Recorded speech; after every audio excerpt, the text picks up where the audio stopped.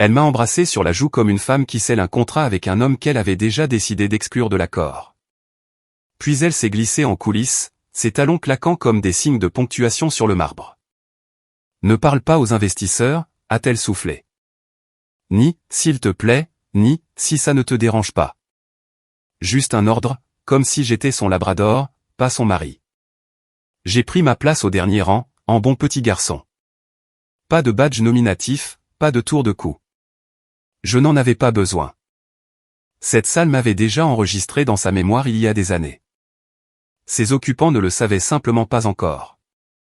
L'air sentait l'ambition et le café médiocre, comme dans chaque événement de présentation que j'avais quitté avec un accord de non-divulgation et une poignée de main qui s'était plus tard transformée en empire. Mais cette fois, ce n'était pas moi qui tenais le micro. Je tenais la ligne. La sienne. Les lumières de la salle se sont tamisées, les projecteurs se sont allumés, et la voilà, au centre de la scène dans un blazer perle qu'elle appelait ça, tenue de pouvoir, souriant comme si l'avenir lui devait quelque chose. À l'écouter, elle était la brillante fondatrice autodidacte d'une application qui avait révolutionné la transparence logistique sur les marchés émergents. Sa diapositive d'ouverture me semblait familière. Trop familière ? J'ai plissé les yeux. Et, si vous avez lu jusqu'ici et que vous aimez les histoires où le type discret au fond de la salle réécrit la fin, pensez à vous abonner. La plupart des gens écoutent sans le faire, mais cela aide vraiment l'équipe à vous apporter plus de ces petites histoires tordues. Maintenant, retournons au théâtre de l'illusion. Elle parlait de « point de douleur » et des « intégrations sans friction », comme quelqu'un qui aurait cherché les termes sur Google mais ne les aurait jamais éprouvés dans la sueur. Le public hochait la tête. Les investisseurs prenaient des notes. Je la regardais glisser à travers le récit de son parcours comme si elle n'avait pas piqué la moitié du concept dans un carnet qu'elle avait autrefois tourné en dérision, le qualifiant de « ton petit journal de start-up poussiéreux ». 3 rangs plus haut, un jeune stagiaire a penché la tête, son regard allant d'elle à moi, puis il s'est penché vers le type à côté de lui. Il a chuchoté quelque chose. Je l'ai saisi. C'est... Non. Impossible. Ça ne peut pas être Daniel Crane. Il a disparu après Scylla. Le type a vérifié son téléphone, a fait défiler rapidement l'écran, puis ses yeux se sont écarquillés. Merde. Attends, regarde la diapositive 6. La diapositive 6. Bien sûr, une comparaison côte à côte des inefficacités de la chaîne d'approvisionnement traditionnelle et de la couche adaptative unique de sa plateforme. J'avais dessiné ce modèle 12 ans plus tôt dans une chambre d'hôtel à Bangkok pendant une panne de courant, dictant les améliorations dans un enregistreur vocal parce que je transpirais trop pour taper. Elle avait vu ce dessin une seule fois, l'avait qualifié d'« étrangement obsessionnel », et maintenant il était au premier plan de sa présentation, avec ses initiales dans le coin. La tension dans la salle n'était pas encore visible, mais je la sentais crépiter comme de l'électricité statique sous la surface. Je savais comment fonctionnaient ces salles. J'en avais construit suffisamment. On n'y entre pas armé de la vérité. On y entre armé d'un levier, et on attend. L'ironie, c'est qu'elle me suppliait d'assister à ce genre de présentation à l'époque où nous nous sommes rencontrés. Dis-moi ce que je fais de mal, disait-elle, désespérée de validation, griffonnant mes critiques dans son carnet.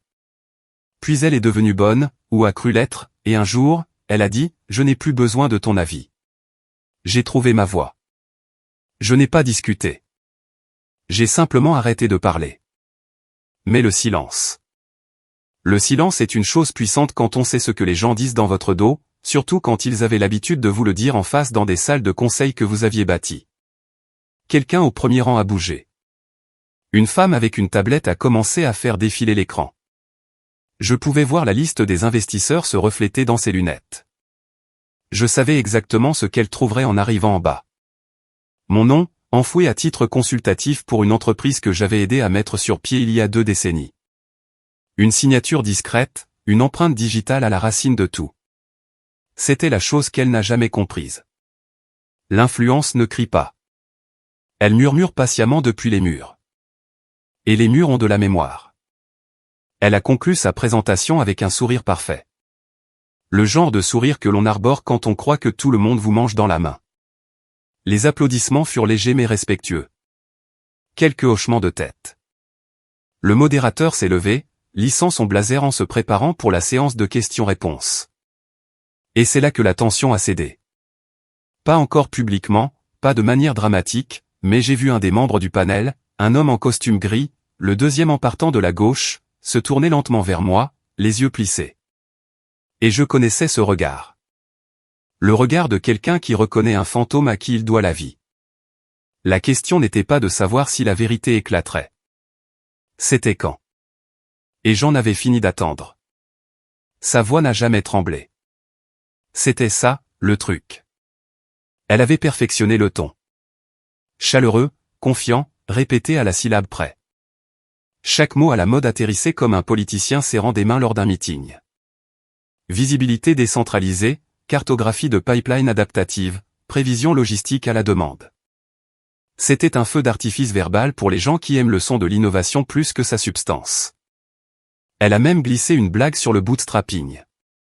Nous avions un ordinateur portable et 3 cartes de crédit au maximum. Mon mari ne savait même pas que je construisais l'entreprise depuis notre chambre d'amis. La foule a gloussé. Elle a souri. Enrobé la vérité d'une anecdote personnelle, et les gens gobent tout. Je gardais les bras croisés. Pas parce que j'avais froid. Parce que je n'avais aucune intention d'applaudir une performance pour laquelle je n'avais pas acheté de billets. Elle ne mentait pas exactement, elle réattribuait juste le crédit comme s'il s'agissait d'une déduction fiscale.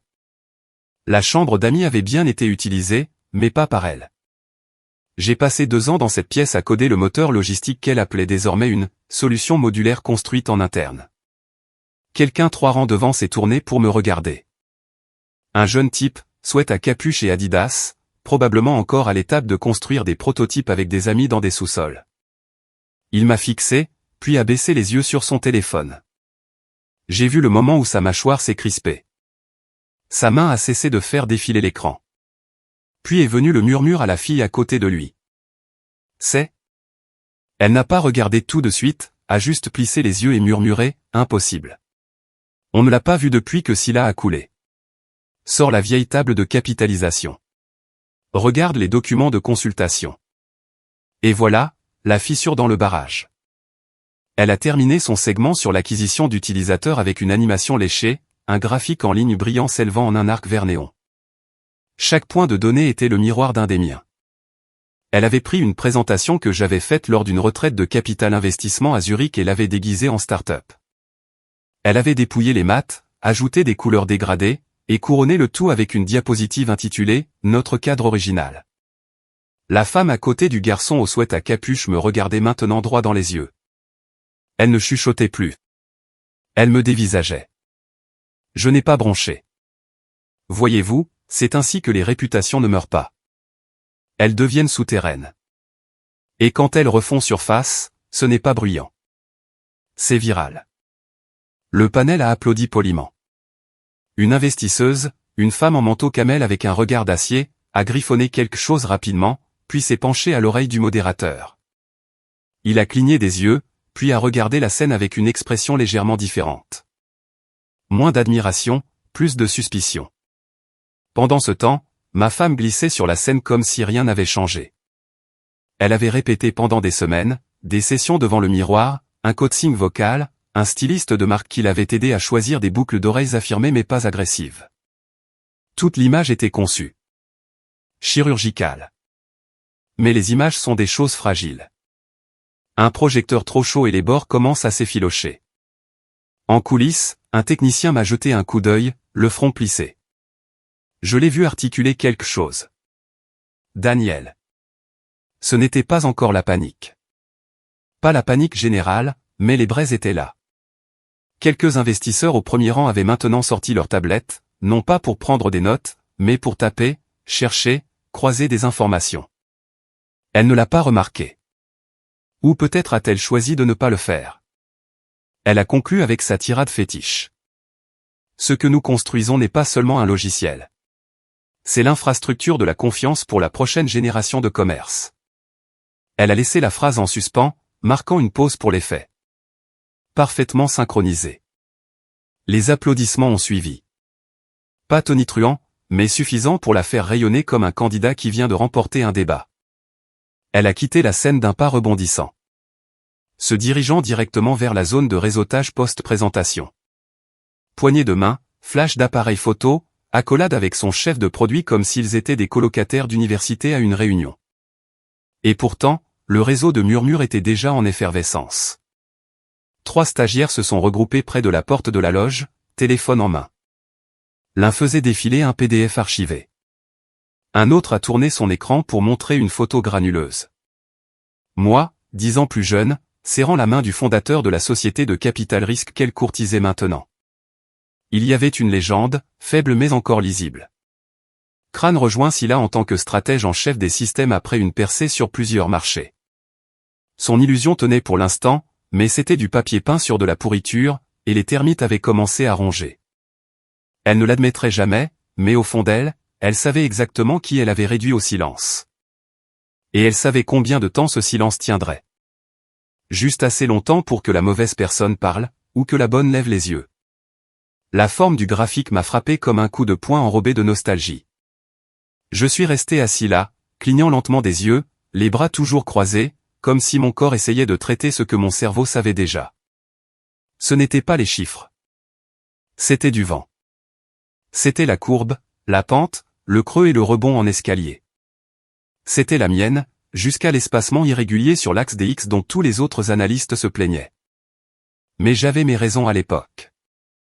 15 ans plus tôt, j'étais dans un hangar d'expédition à Cebu, esquissant ce même flux sur un tableau blanc maculé de taches de diesel. J'étais à mi-parcours d'une mission de conseil de 2 ans en Asie du Sud-Est, construisant des modèles de mise à l'échelle prédictive pour les réseaux logistiques avant même que le terme « agile » n'entre dans le jargon des startups. Je n'avais pas besoin d'IA ou d'intégration cloud. J'avais besoin de camions qui se présentaient à l'heure et de distributeurs qui ne disparaissaient pas après le versement de la compte. J'ai formé une douzaine de gars à l'époque. 2 d'entre eux siégeaient maintenant dans ce même panel, et l'un, que sa hanche en titane soit bénie, se penchait en avant, louchant vers l'écran comme un homme reconnaissant sa propre signature sur un chèque falsifié. Ce modèle n'avait jamais été publié. Je ne l'ai jamais mis en open source, jamais téléchargé dans une présentation, jamais enseigné à elle. La seule copie qui existait en dehors de mon esprit se trouvait dans un dossier usé que j'avais laissé un jour sur notre bureau commun à la maison. Elle l'avait feuilleté un soir en sirotant du vin, avait levé les yeux au ciel et dit « Tu fais encore tout sur papier ?» C'est tellement en papa-corps. Ce dossier a disparu quelques mois plus tard. Elle ne l'a jamais mentionné à nouveau. J'ai supposé qu'elle l'avait jeté. Il s'est avéré qu'elle l'avait numérisé avec son nom en bas. La diapositive était intitulée « Matrice de prévision propriétaire version 2.1 ». Usage interne uniquement. Oh, comme c'est mignon. Elle lui avait même donné un numéro de version. Il ne manquait plus qu'un symbole de copyright et une citation de motivation en italique. L'investisseur en costume gris, le même dont j'ai aidé à sauver l'entreprise d'un désastre de conformité internationale en 2010, était maintenant clairement agité. Sa mâchoire bougeait légèrement, comme s'il marmonnait quelque chose. La femme en manteau camel lui a jeté un regard, puis à la diapositive, puis à sa tablette. Son expression est passée d'un intérêt neutre à une suspicion académique. Elle parlait toujours, faisant des gestes vers le graphique comme s'il s'agissait du premier dessin de son bébé. Ce que ce modèle montre, c'est l'écart entre la volatilité perçue de la demande et les points de pression réels et évolutifs. Ce que nous appelons la fenêtre d'écho. La fenêtre d'écho. J'ai failli rire. C'était une blague entre moi et un vieux directeur logistique en Thaïlande. Il avait dit un jour que la prévision de la demande, c'était comme crier dans un canyon. On ne sait ce qui arrive que lorsque l'écho revient. Je l'avais écrit dans la marge du plan original. Pas une théorie, pas un nom, juste un gribouillage désinvolte, une blague. Et maintenant, le voilà, reconditionné comme notre terminologie propriétaire. Elle ne comprenait même pas le modèle. Elle avait juste mémorisé le langage qui l'entourait, le régurgitait avec assez de confiance pour tromper une foule qui voulait croire qu'elle était la prochaine licorne. J'ai regardé la main de l'investisseur se lever lentement, non pas pour une question, mais pour un signal subtil à son assistante au fond de la salle. La jeune femme a hoché la tête, a tapé quelque chose sur son téléphone et est sortie rapidement. Je connaissais cette démarche. J'avais ordonné cette démarche de nombreuses fois. Cela signifiait, commencer à creuser, discrètement, en profondeur. Maintenant. Pendant tout ce temps, ma femme continuait, heureusement inconsciente, fièrement ignorante, flottant sur un nuage de génie emprunté et de mots à la mode soigneusement sélectionnés. Et je me suis souvenu pourquoi je m'étais retiré. Après la débâcle de Scylla, quand un directeur financier en qui j'avais confiance a détourné 18 millions de dollars et l'a imputé à une faille dans mon système, je ne me suis pas battu. Je suis simplement parti. Non pas parce que j'étais faible, mais parce que je savais comment survivre à un incendie, laisser les flammes s'éteindre, laisser les gens oublier, puis reconstruire tranquillement, loin du bruit. Elle n'a jamais demandé ce qui s'était passé à Scylla. Ne s'en est jamais souciée.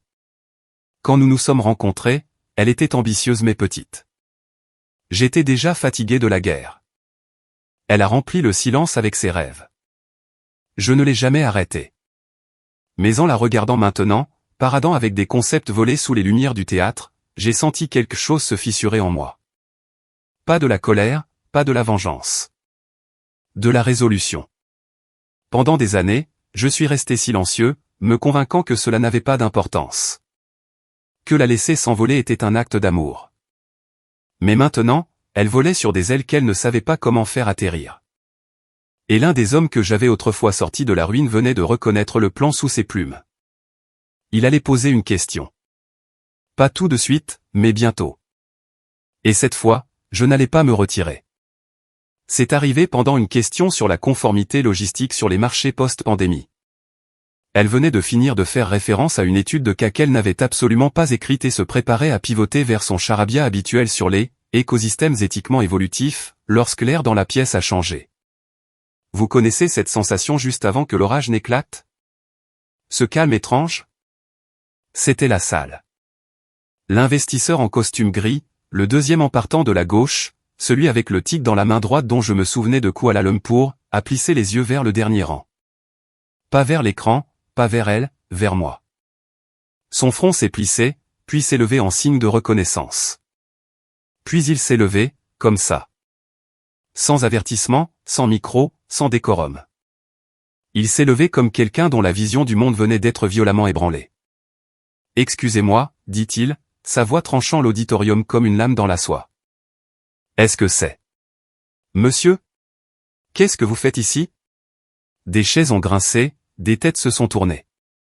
Un caméraman a fait un panoramique par instinct, puis s'est arrêté, ne sachant pas si cela faisait partie de l'événement ou le début d'un scandale. Ma femme s'est figée au milieu de sa réponse, la bouche encore entr'ouverte pour la réplique qu'elle s'apprêtait à donner. Sa gorge a travaillé visiblement. La salle n'était pas seulement silencieuse. Elle était suffocante. Elle s'est raclée la gorge, a ri nerveusement. Oh, il est juste mon mari. Il n'est pas avec l'entreprise, pas mon partenaire, pas un contributeur, pas même un consultant. Juste mon mari. L'équivalent verbal de cacher quelqu'un sous le tapis devant un public en direct. Je suis resté assis. Je n'ai pas souri, j'ai juste regardé. L'investisseur ne s'est pas rassis. Il a fait un pas en avant. Votre nom est Daniel Crane? C'en était fait. Un bruissement a parcouru la salle comme des feuilles sèches prises dans le vent. Le modérateur a cligné des yeux. La membre du panel en manteau camel s'est carrément penchée en avant, les coudes sur les genoux. Un jeune homme près de l'allée a audiblement chuchoté, « Oh mon Dieu », suivi d'un « chut » sec du stagiaire à côté de lui. Ma femme a essayé de se reprendre. Oui, mais il n'est pas. Daniel n'a rien à voir avec. J'ai hoché la tête une fois, juste une fois. Une épingle est tombée quelque part vers l'avant, assez fort dans le silence pour sembler symbolique. L'investisseur en costume gris a expiré lentement, puis s'est retourné vers le panel. Il n'a rien dit d'autre. Il n'en avait pas besoin. Tout le monde connaissait le nom, même ceux qui étaient trop jeunes pour avoir travaillé avec moi directement connaissaient les histoires.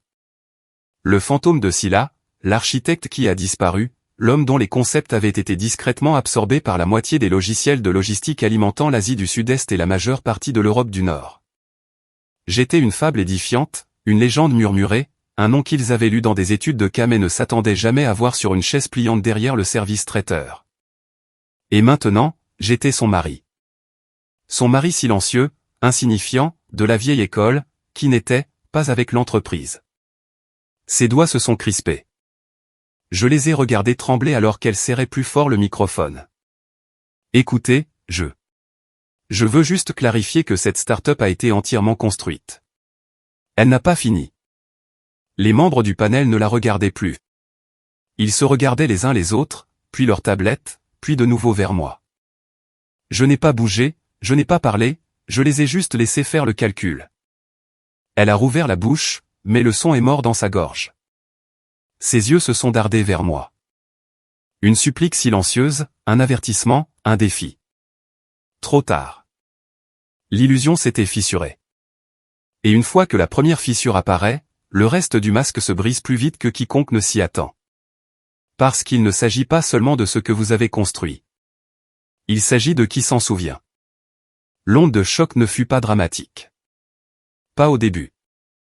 Elle fut chirurgicale, silencieuse, dévastatrice dans son efficacité. Le membre du panel numéro 2, le plus jeune, a sorti un téléphone de son blazer, son pouce balayant l'écran comme s'il lançait une frappe de drone. Sa bouche bougeait, content. Je connaissais cette posture. Il vérifiait des noms. Des horodatage. Des historiques de crédit. Cherchant le fantôme dans la table de capitalisation. Le membre du panel numéro 4 a chuchoté à son collègue, trop fort, pourquoi n'a-t-elle pas mentionné qu'elle était mariée avec lui? Il y eut une pause, puis une suite, plus accablante, point ou même qu'il était en vie. Le modérateur, pauvre homme, a tenté de reprendre le contrôle. Il a ajusté sa cravate comme si elle l'étranglait. Alors, parlons du taux de désabonnement des utilisateurs. Pouvez-vous? Ma femme l'a coupé avant qu'il ne puisse finir. J'ai construit ça toute seule, a-t-elle dit. Sa voix était tendue, trop haute dans son registre.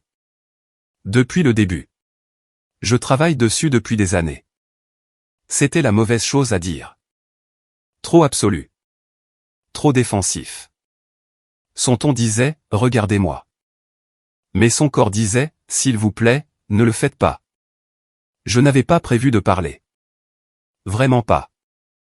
Mais quelque chose en moi a tressailli à cette formulation. Construis ça toute seule. Comme si l'échafaudage ne portait pas mes empreintes.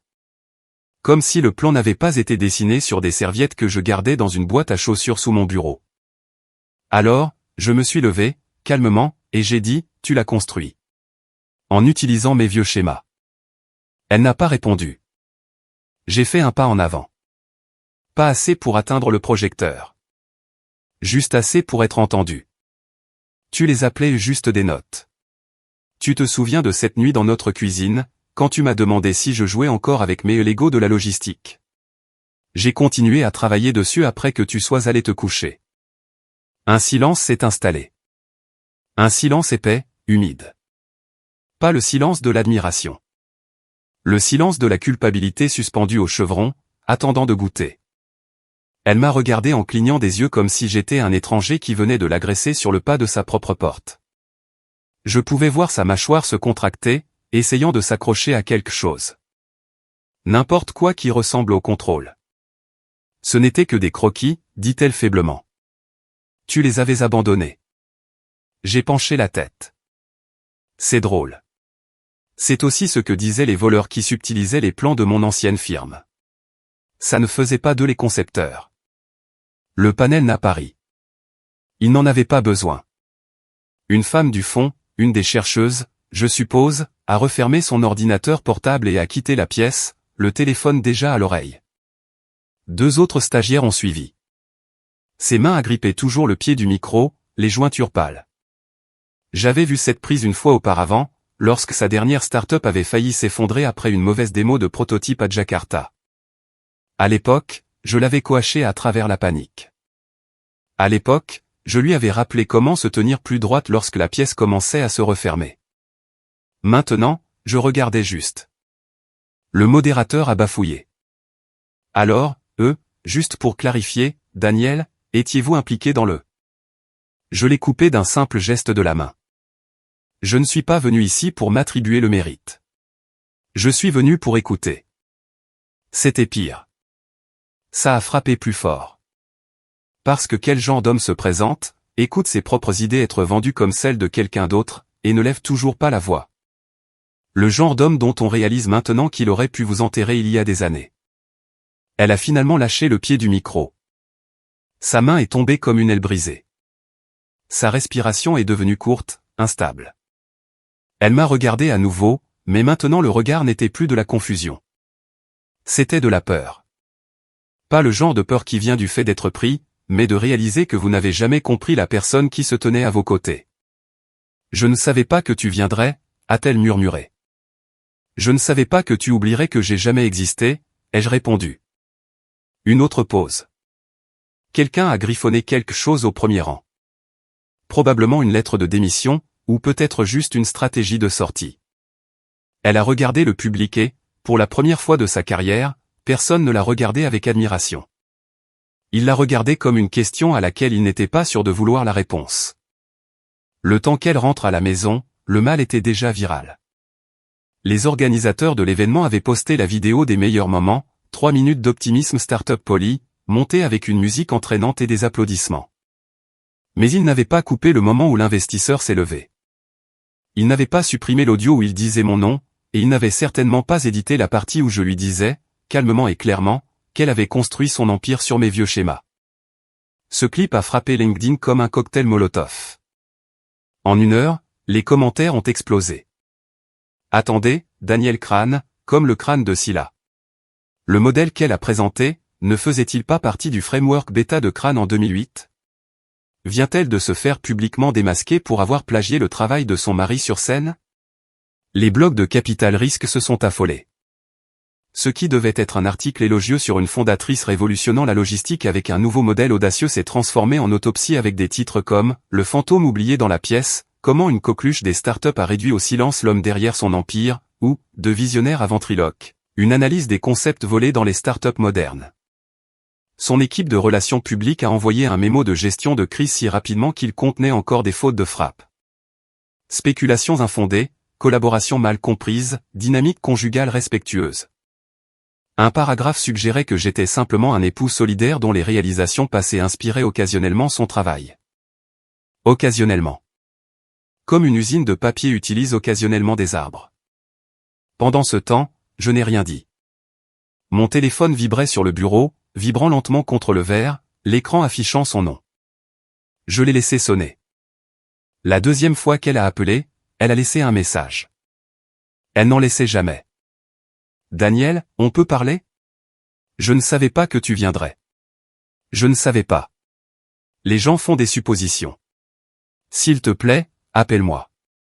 Des suppositions, bien sûr. Quelques heures plus tard, un email a atterri dans ma boîte de réception. L'objet était juste « Aide-moi ». Le corps du message était plus court que prévu. Pas d'excuses, pas de réflexion, juste « Je ne savais pas que tu viendrais. Tu m'as prise par surprise. S'il te plaît, aide-moi à réparer ça. » Je l'ai fixé un moment, non par dépit, mais avec distance, comme si je regardais une note laissée par quelqu'un dans une maison où je n'habitais plus. Puis j'ai tapé une seule ligne en réponse. Je ne me cachais pas. Tu n'as simplement jamais regardé. J'ai cliqué sur envoyer et j'ai fermé l'ordinateur portable. Quelque part en ville, je l'imaginais lisant cette phrase, entouré de téléphones silencieux, de mails creux et d'une équipe juridique lui demandant déjà si elle avait les pleins droits sur les matériaux de sa présentation. Spoiler, elle ne les avait pas. Sa biographie LinkedIn a été discrètement modifiée dans l'heure. Les mentions de « seule fondatrice » ont disparu.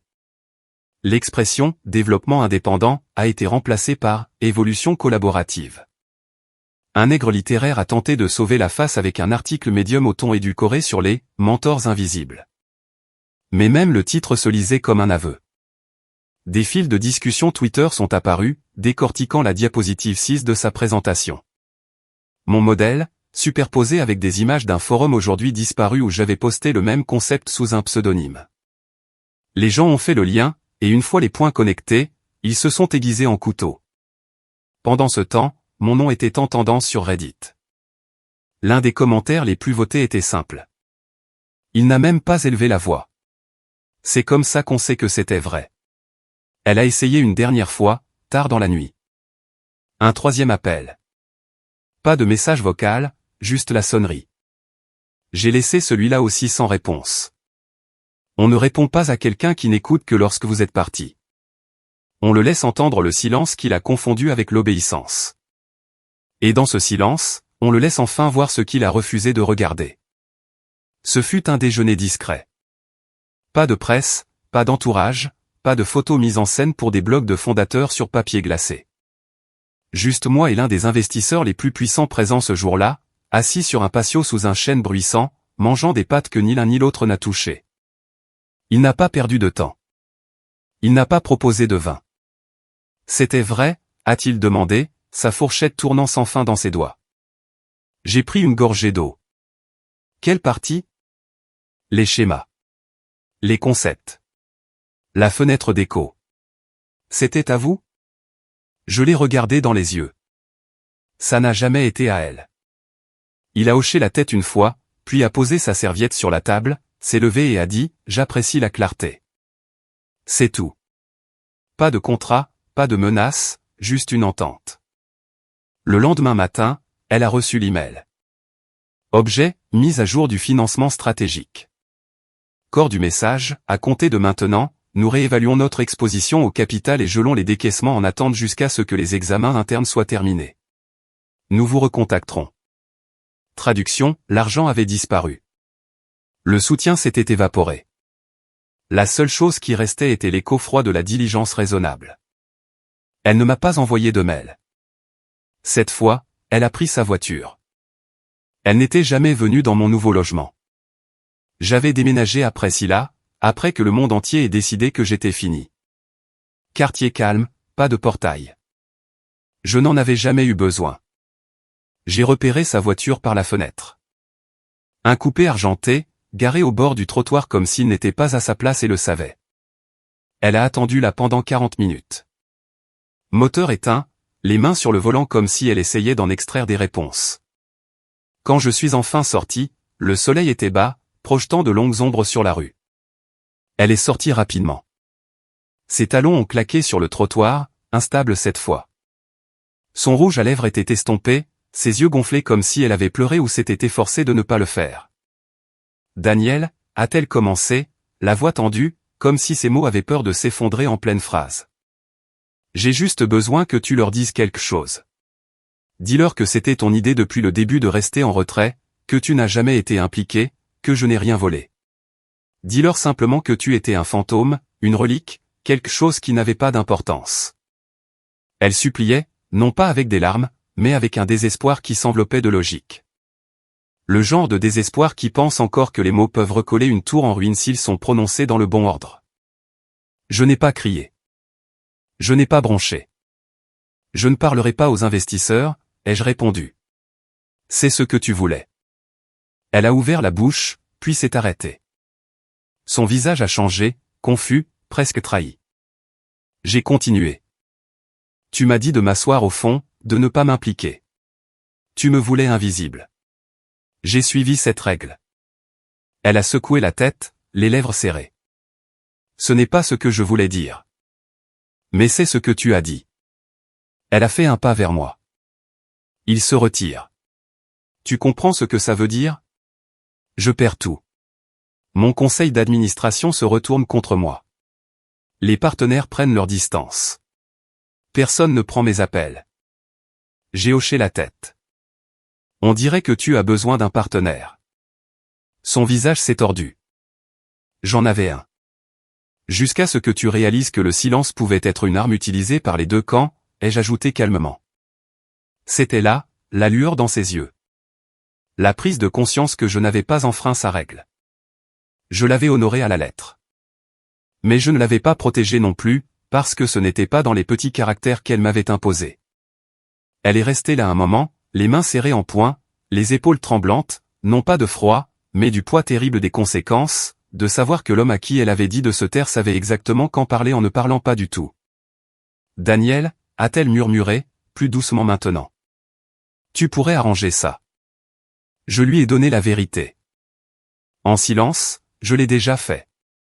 Juste pas pour toi. Je me suis retourné et j'ai marché vers ma porte. Elle n'a pas suivi. Elle n'a pas crié. Elle est juste restée là, sur le parking d'un homme qu'elle avait autrefois aimé, réalisant qu'elle lui avait finalement appris à quoi servait vraiment le silence, et que maintenant, il le parlait couramment. Tout s'est passé plus vite que je ne l'avais prévu. 3 jours après notre conversation sur le parking, l'entreprise a publié un communiqué de presse insipide de 2 paragraphes un vendredi soir, juste avant le week-end, quand tout le monde s'en fichait. Enfoui sous le titre « Restructuration du leadership pour une croissance à long terme », se trouvait le poignard silencieux. À compter d'aujourd'hui, nous passons à une nouvelle direction exécutive en raison de réalignement interne et de l'évolution de notre direction stratégique. C'est le jargon d'entreprise pour dire « elle est dehors » et nous ne prendrons même plus la peine de la défendre.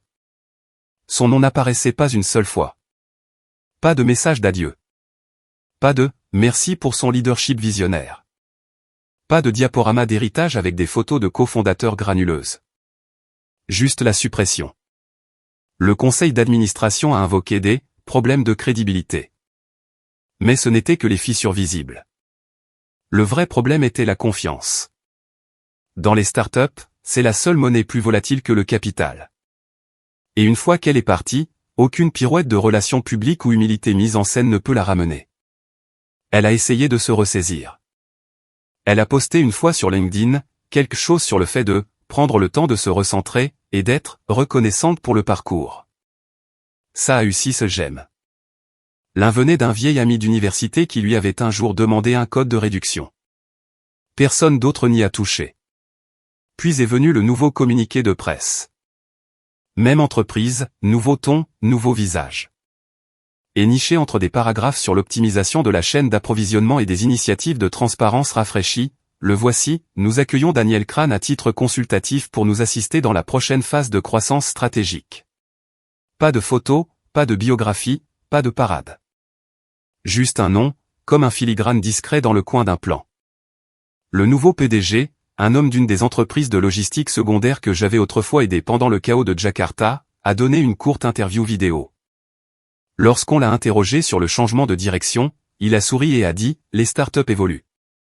Nous avons juste la chance d'avoir une partie de l'ADN original dans la pièce. » Elle n'a pas été mentionnée. Son visage a été retiré de la section « Notre équipe » du site le même après-midi. Fini la photo avec les bras croisés et la posture de pouvoir. Fini les vidéos TEDx. Fini les bobines de questions-réponses des incubateurs de start-up où elle disait des choses comme « J'ai construit ça à partir de rien, juste de la caféine et du courage. » Ils ont tout supprimé, sauf le code source. Et le code, eh bien, il portait mes empreintes partout. Elle n'a pas posté à nouveau pendant un certain temps.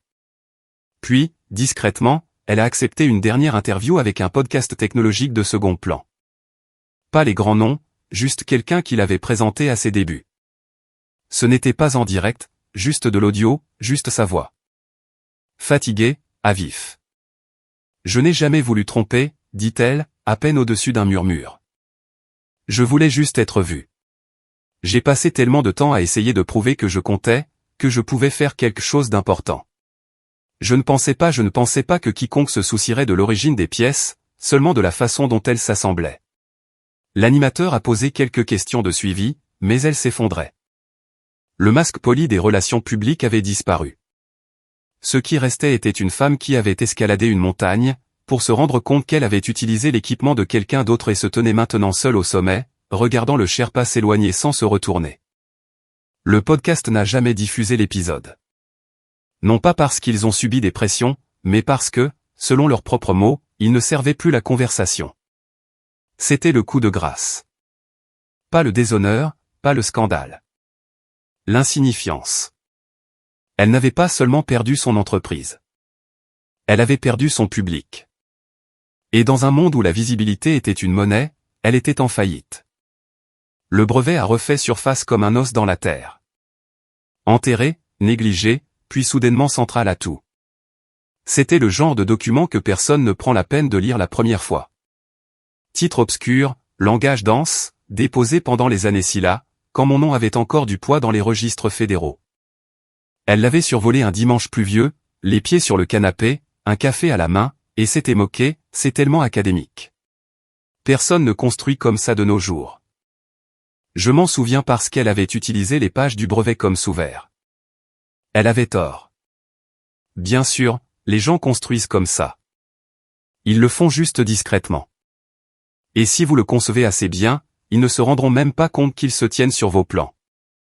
C'est un analyste d'une des firmes de second rang qui l'a trouvé. Pas un procès, pas un audit agressif, juste de la curiosité.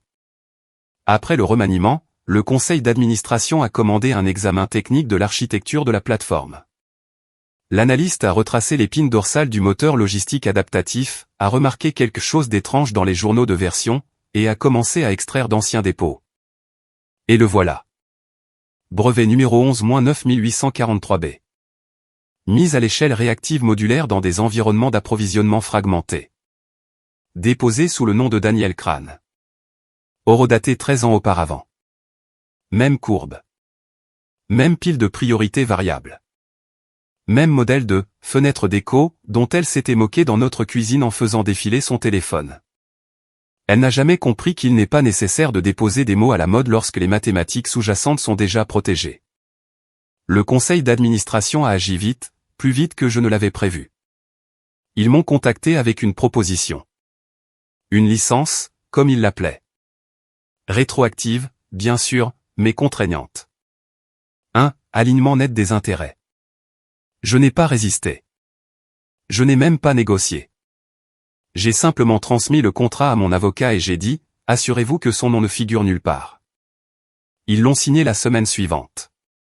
Accord pluriannuel, faible visibilité, fort impact. Elle l'a appris le jour même où son accès au référentiel interne a été révoqué. Sa boîte de réception a signalé une erreur de connexion. Son compte Slack a été désactivé. Pas d'appel, pas d'explication, juste le silence. Puis est arrivé le paquet. Pas d'adresse de retour, juste une enveloppe matelassée brune l'attendant sur le pas de sa porte. À l'intérieur, son vieux carnet, celui dans lequel elle griffonnait pendant nos petits matins. Son journal d'idées. Il avait disparu depuis des années.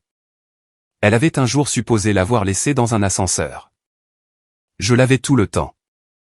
Et maintenant, chaque page lui était rendue, mais différemment.